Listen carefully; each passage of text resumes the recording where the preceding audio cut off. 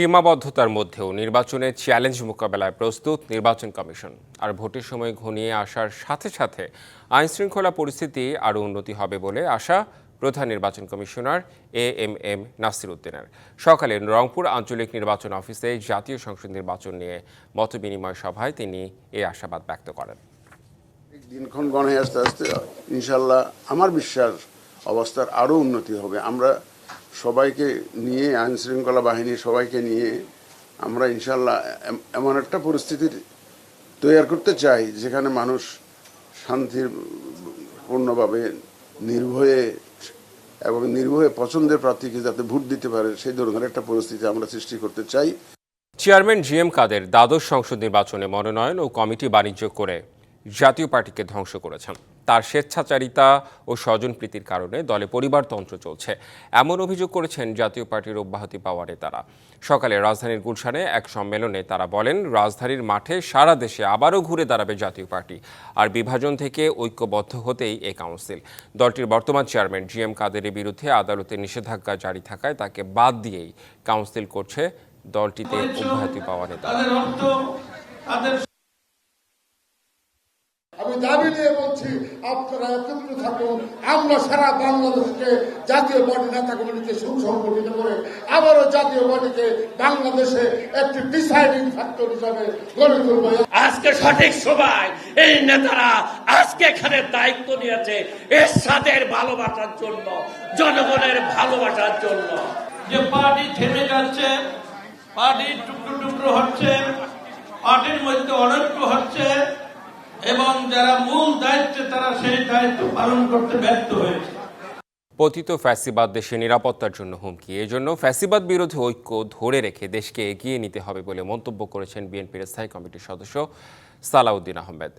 রাজধানীর সিডাপে বাংলাদেশের প্রেক্ষাপটে আদিবাসী ক্ষুদ্র নৃগোষ্ঠী প্রসঙ্গ ও জাতীয় নিরাপত্তা ভাবনা শীর্ষক গোলটেবিল বৈঠকে তিনি আরও বলেন, পার্বত্য অঞ্চল ও মিয়ানমার নিয়ে কারো কারো পরিকল্পনা আছে, তাই বাংলাদেশের স্বাধীনতা সার্বভৌমত্ব নিয়ে সবাইকে সতর্ক থাকার আহ্বান জানান তিনি। আরও বলেন, বৈষম্যহীন রাষ্ট্র ও সমাজ বিনির্মাণের পক্ষে সকল জাতিসত্তাকে ঐক্যবদ্ধ করে এগিয়ে যাবে বিএনপি।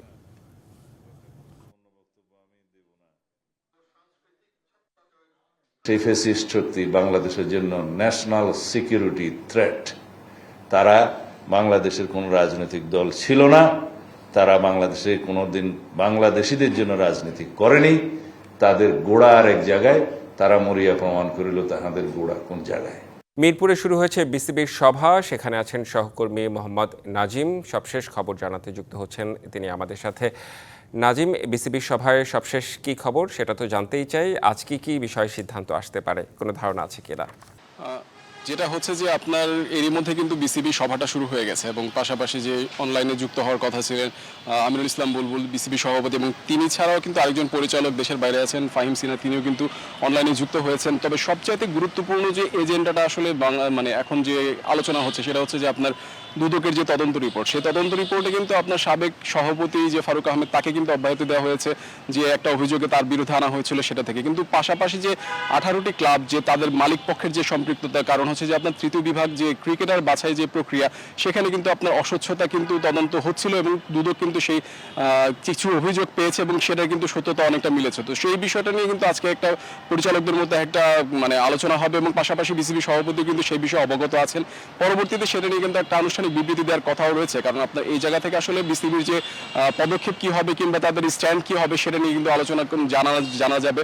পাশাপাশি যদি আরো কিছু বলি, যেটা হচ্ছে যে আপনার জি, তাকে কিন্তু 1 বছরের জন্য কিন্তু আপনার চুক্তিতে কিন্তু অন্তর্ভুক্ত করার একটা কথা রয়েছে।